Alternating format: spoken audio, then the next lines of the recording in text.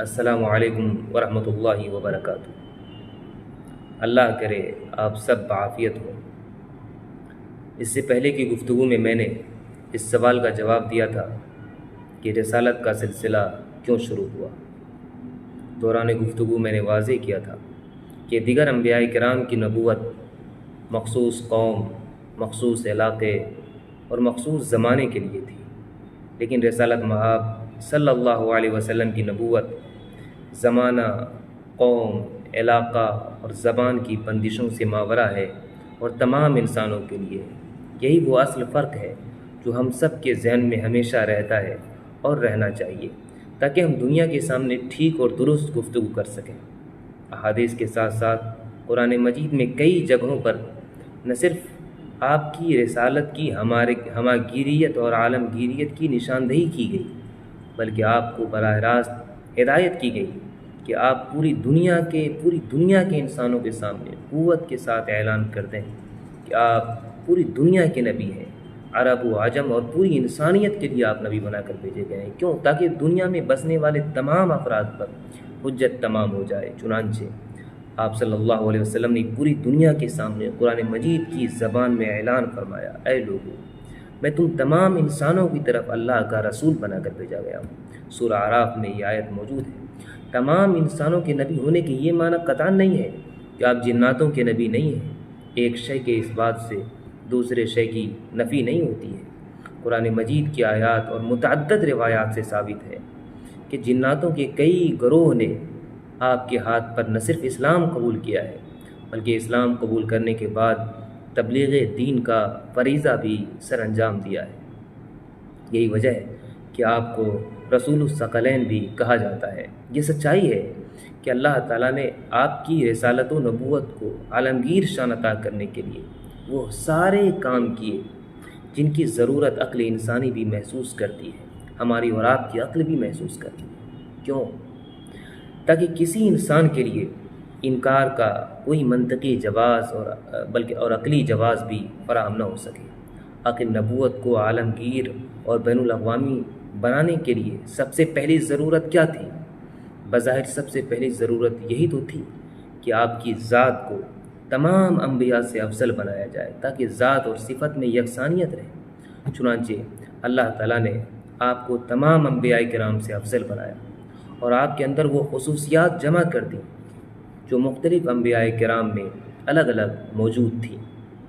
چنانچہ یوسف کا حسن، ایوب کا صبر، داؤد کی حکمت، موسیٰ کا جلال اور شیس کی معرفت ایک ساتھ آپ کی شخصیت میں چل وگر ہے، جنہیں ادنا غور و خوض کے بعد سمجھا جا سکتا ہے، محسوس کیا جا سکتا ہے۔ البتہ غور و خوض کے اس زاویے میں بظاہر اختلاف کی گنجائش تھی، اس لیے کہ غور و خوض کی بنیاد عقل ہوتی ہے جو کمی اور زیادتی کو قبول کرتی ہے۔ اسی لیے اللہ تعالیٰ نے شب معراج میں تمام انبیاء کرام کی امامت کا شرف بھی آپ کو عطا فرمایا، تاکہ تمام انبیاء کرام کے بالمقابل آپ کی افضلیت اس طرح واضح ہو جائے کہ کسی کے لیے چون چرا کی گنجائش بھی باقی نہ رہے۔ چنانچہ آپ کی افضلیت شک و شبہ سے بالا تر ٹھہری۔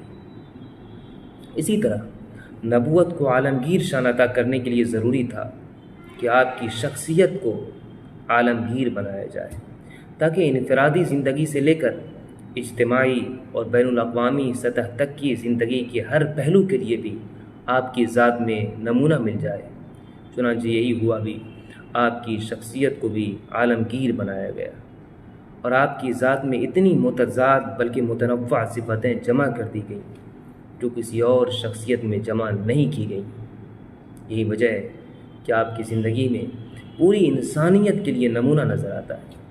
انسان امیر ہو، غریب ہو، حکمراں ہو، رعایا ہو، جرنیل ہو، تاجر ہو، استاذ ہو، طالب علم ہو، حتیٰ کہ بکری چراتا ہو، کچھ بھی ہو، وہ اپنی زندگی کے لیے اپنی مخصوص حالت کے مطابق آپ صلی اللہ علیہ وسلم کی زندگی سے رہنمائی حاصل کر سکتا ہے، نمونہ آپ کو بنا سکتا ہے۔ اسی لیے اللہ تعالیٰ نے آپ کی زندگی کو نمونہ قرار دیتے ہوئے قرآن مجید میں ارشاد فرمایا، لقد کان لکم فی رسول اللہ اسوۃ حسنہ، کہ تمام انسانوں کے لیے آپ کی زندگی میں نمونہ ہے۔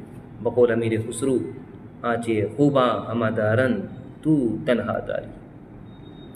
اللہ تعالیٰ نے آپ کو جو کتاب عطا فرمائی قرآن مجید، اس کی حفاظت کی ذمہ داری بھی خود ہی لی، اور نہ صرف حفاظت کی ذمہ داری لی بلکہ حفاظت کے لیے ایسا نظام بنایا جس پر غور کرنے کے بعد انسانوں کی عقلیں دنگ رہ جاتی ہیں، اور انسان یہ کہنے پر مجبور ہو جاتا ہے کہ کسی بھی کتاب کی حفاظت کا اس سے بہتر انتظام ممکن نہیں تھا۔ اللہ تعالیٰ نے کیا کیا؟ اللہ تعالیٰ نے اطراف عالم میں پھیلے ہوئے انسانوں کے سینے میں قرآن مجید کو محفوظ کر دیا کہ کوئی ایک نقطے کو ٹس سے مس نہیں کرتا ہے، نہیں کر سکتا ہے۔ بلا شبہ عالم کی نبوت کا تقاضا تھا کہ جس کتاب ہدایت کے ذریعے اس کی عالمگیریت کا دنیا میں اعلان ہو رہا ہے، اس کی حفاظت اسی طرح منظم کی جائے تاکہ قیامت تک آنے والی نسل کے لیے خدا کا پیغام، خدا کی کتاب اصل صورت میں موجود رہے، اور وہ براہ راست قرآن کو سمجھ کر آپ کی ذات پر ایمان لائے۔ اللہ تعالیٰ نے قرآن مجید اور حدیث کے واسطے سے جو تعلیمات آپ کو عطا فرمائی، جو تعلیمات آپ صلی اللہ علیہ وسلم کو عطا فرمائی، وہ بھی نبوت کی عالمگیر تقاضے کے مطابق اور بے انتہا متاثر کن ہیں۔ آپ کی تعلیمات میں کہیں پر بھی کسی طرح کی عصبیت کی بو نظر نہیں آتی ہے۔ آپ کی آفاقی تعلیمات کے مطابق سارے لوگ، پوری دنیا کے انسان ایک ماں باپ کی اولاد ہیں۔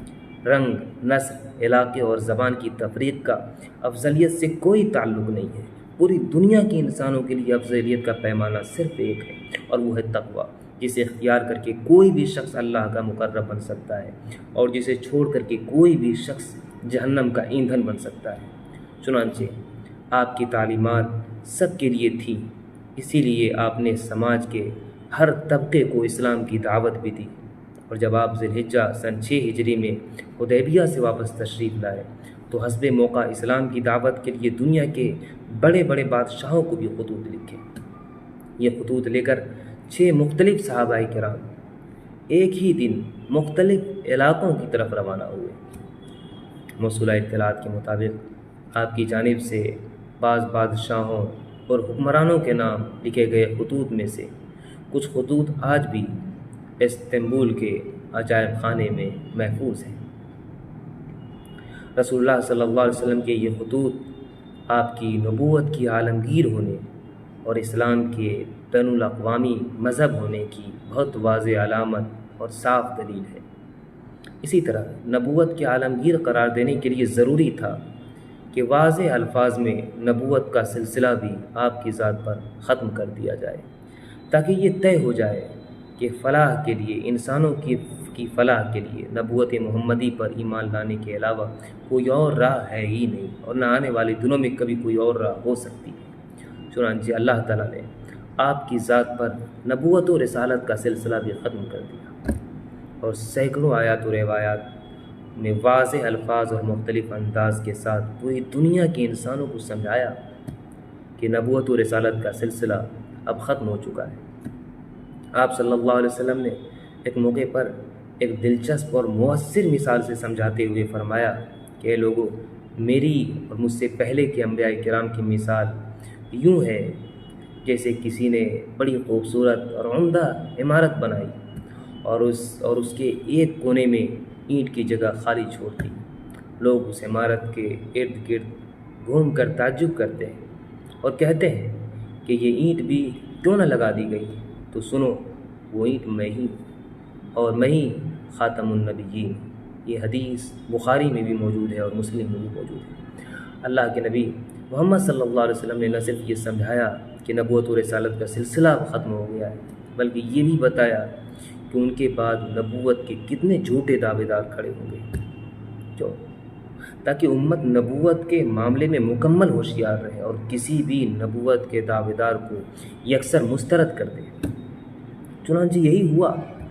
عہد رسالت کے بعد نبوت کے دعوے دار کی ایک تعداد پیدا ہوئی اور امت مسلمہ نے سب کو مسترد کر دیا، اس لیے کہ امت مسلمہ کے نزدیک یہ بات روز روشن کی طرح عیاں، صاف اور واضح ہے کہ نبوت کا سلسلہ رسالت مآب صلی اللہ علیہ وسلم پر ختم ہو چکا ہے۔ آپ کا لایا ہوا دین آخری دین ہے، لہٰذا قیامت تک آنے والی نسل پر لازم ہے کہ وہ محمد صلی اللہ علیہ وسلم کو آخری رسول مانے، ان کے فرامین کو حرز جاں بنائے۔ مبادا کوئی انسان اگر اسلام کے علاوہ کسی اور دین، کسی اور مذہب کو اختیار کرے گا، قرآن مجید کے مطابق اللہ کے نزدیک اس کا یہ عمل، اس کا یہ مذہب قابل قبول نہیں ہوگا، بلکہ وہ دوسرے مذہب کا اختیار کرنے والا آخرت میں نقصان اٹھانے والوں میں سے ہوگا۔ آپ صلی اللہ علیہ وسلم کی شخصیت کی جامعیت، تعلیمات کی آفاقیت اور نبوت کی عالمگیریت پوری دنیا کے انصاف پسند اشخاص کے لیے بے انتہا متاثر کن ہے، جس پر سینکڑوں پڑھے لکھے غیر مسلم کے اقوال پیش کیے جا سکتے ہیں، لیکن مختصر سے مضمون میں اور مختصر سے باتوں کا اور مختصر سے مضمون کا تقاضا ہے کہ ان اقوال سے اجتناب کر لیا جائے، ان اقوال کو چھوڑ دیا جائے۔ البتہ مشہور مورخ، ماہر فلکیات اور مصنف مائیکل ایچ ہارٹ کو کون نہیں جانتا ہے؟ انہوں نے انسانی تاریخ کے 100 سب سے زیادہ متاثر کن شخصیات کے تعارف کو کتابی شکل میں جمع کرنا چاہا اور اس کے لیے انصاف کے ساتھ تحقیق شروع کی، تو وہ بھی اسی نتیجے پر پہنچے ہیں کہ محمد صلی اللہ علیہ وسلم سے زیادہ متاثر کن، جامع اور بہتر متاثر کن شخصیت کا وجود اس دنیا میں نہیں ہوا ہے۔ چنانچہ انہوں نے اپنی مشہور زمانہ تصنیف دی 100 میں پہلے نمبر پر محمد صلی اللہ علیہ وسلم کے نام کو رکھا اور اس کی وجہ بیان کرتے ہوئے لکھا کہ میرا دنیا کے سب سے زیادہ بااثر لوگوں کی فہرست میں پہلے نمبر پر محمد صلی اللہ علیہ وسلم کو منتخب کرنا کچھ قارئین کو حیران کر سکتا ہے۔ اس کے بارے میں کچھ لوگوں کی طرف سے سوالات بھی اٹھائے جا سکتے ہیں، لیکن یہ سچائی ہے کہ محمد صلی اللہ علیہ وسلم کی شخصیت واحد تاریخی ہستی ہے جو دینی اور دنیاوی دونوں محاذوں پر برابر کامیاب ہوئی ہے۔ انہوں نے محمد صلی اللہ علیہ وسلم نے انتہائی کمزوری کی حالت میں اپنی کوششوں کا آغاز کیا اور دنیا کے عظیم مذاہب میں سے ایک مذہب کی بنیاد رکھی اور اسے پھیلایا۔ وہ ایک انتہائی مؤثر سیاسی رہنما بھی ثابت ہوئے۔ آج 1300 برس گزر جانے کے باوجود ان کے اثرات انسانوں پر نہ صرف موجود ہیں بلکہ مزید گہرے ہو رہے ہیں۔ دی 100 کے صفحہ نمبر 3 میں مائیکل ایچ ہارٹ نے جو کچھ بھی کہا ہے وہ ایسی حقیقت ہے جسے رسول اللہ صلی اللہ علیہ وسلم کی زندگی کو انصاف کے ساتھ پڑھنے کے بعد کوئی بھی شخص سمجھ سکتا ہے، کہہ سکتا ہے۔ ہمارا تو خیر ایمانی ہے کہ اللہ کے بعد آپ صلی اللہ علیہ وسلم کی شخصیت سب سے اعلیٰ، سب سے افضل، سب سے بہتر ہے۔ بقول اقبال، لوح بھی تو، قلم بھی تو، تیرا وجود الکتاب، گنبد آب گینا رنگ، تیرے محیط میں حباب، عالم آب و خاک میں تیرے ظہور سے فروغ، ذرے ریگ کو دیا تو نے طلوع آفتاب۔ والسلام علیکم ورحمۃ اللہ، وصلوا علی النبی الامی صلی اللہ علیہ وسلم۔